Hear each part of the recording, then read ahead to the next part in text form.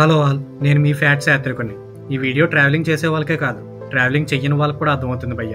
Travel చేయలేక ప్రతి country గురించి నేను తెలుసుకుని మీకు చెబుతూ ఒక వీడియో చేస్తున్నా. నచ్చితే సబ్స్క్రైబ్ చేసి ఎంకరేజ్ చేయండి, లేదంటే కామెంట్లో డిస్కరేజ్ చేయండి. లాస్ట్ వీడియోలో ఆస్ట్రేలియా గురించి తెలుసుకున్నాం కదా. ఇప్పుడు మనం ప్రైవేట్ ఫ్లైట్ వేసుకుని న్యూజిలాండ్ వెళ్ళి అక్కడ విషయాలు తెలుసుకుందాం.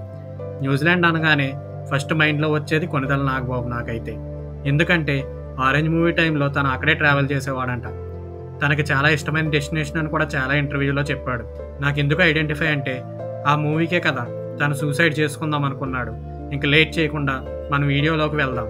ఫ్యాక్ట్ నెంబర్ 1, మనం పడుకుని లేకగానే పొద్దున్నే బయటకు వచ్చి మనం ఎక్స్పీరియన్స్ చేసేది సన్ రైజ్. అలాంటి సన్ రైజ్ ఫస్ట్గా ఎక్కడ ఎక్స్పీరియన్స్ చేస్తారో ఎప్పుడు డౌట్ రాలేదా మీకు? ఫస్ట్గా న్యూజిలాండ్ వాళ్ళు ఎక్స్పీరియన్స్ చేస్తారు. Because international date line.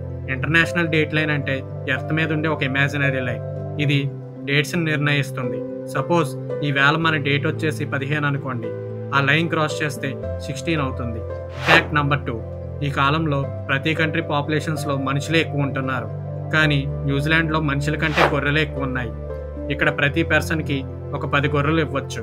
ఒక 10 years బ్యాక్ అయితే పెర్ పర్సన్కి 20 గొర్రెలు ఉండేవి. ఎందుకంటే ఇక్కడ మీట్ అనేది ఎక్కువగా తినడం వల్ల. ఫ్యాక్ట్ నెంబర్ 3, లాస్ట్ వీడియోలో New Zealand neighbour country Australia animals గురించి, అక్కడ ఎన్ని పాయిజనస్ యానిమల్స్ ఉన్నాయి అన్నది తెలుసుకున్నాం. బట్ న్యూజిలాండ్లో మటుకి పాయిజనస్ యానిమల్స్ కానీ డేంజరస్ ల్యాండ్ యానిమల్స్ కానీ ఒక్కటి కూడా లేదు. ఇంకో ఫన్ ఫ్యాక్ట్ ఏంటంటే ఇక్కడ సింగిల్ పాయిజనస్ స్నేక్ కూడా లేదు. అంతేకాదు వేరే ఇతర కంట్రీ స్నేక్స్ ఇక్కడ కనపడవు. దీన్ని స్నేక్ ఫ్రీ కంట్రీ అని కూడా పిలుస్తారు. ఫ్యాక్ట్ నెంబర్ 4, ప్రతి కంట్రీలో ఉమెన్స్కి ఎంత ఈక్వాలిటీ ఇస్తారో అందరికీ తెలుసు, కానీ ఉమెన్స్కి ఫస్ట్ ఈక్వాలిటీ ఇచ్చింది మాత్రం న్యూజిలాండ్ కంట్రీనే. ప్రతి కంట్రీ జీడిపి పవర్గా ఎదగడానికి అక్కడ ఉండే పాలిటిక్స్ మేజర్ కారణం. అలాంటి వాళ్ళని ఎన్నుకోవడానికి ఓట్ అనేది చాలా పెద్ద వెపన్. 1893లో ఫస్ట్గా ప్రవేశపెట్టారు ఉమెన్స్ కూడా రైట్ టు ఓట్ ఉపయోగించుకునేలాగా. This is the first step in the women's equality అని కూడా నేను అనుకుంటున్నా. ఫ్యాక్ట్ నెంబర్ 5, ఈ కంట్రీలో ఆక్వాలాండ్ సిటీ గురించి ఎంతమందికి తెలుసు? క్రికెట్ గురించి బాగా తెలిసిన వాళ్ళకి ఈ సిటీ ఐడియా ఉంటుంది. ఈ సిటీ 53 వాల్కనోస్ పైన బిల్డ్ చేశారు. అవి ఇప్పుడు వర్కింగ్ కండిషన్స్లో లేవు. లాస్ట్గా ఎరప్ట్ అయ్యి 600 years అయ్యింది. ఈ సిటీ ఒకప్పుడు న్యూజిలాండ్కి క్యాపిటల్గా ఉండేది 1841 to 1865 వరకు. ఫ్యాక్ట్ నెంబర్ 6, న్యూజిలాండ్ వాళ్ళకి మరో పేరు కివీస్. కివీస్ అంటే ఫ్రూట్ కాదు, ఇది ఒక బర్డ్. వాళ్ళ నేషనల్ బర్డ్ కూడా ఇదే. ఇవి న్యూజిలాండ్లో కేవలం 68,000 మాత్రమే ఉన్నాయి.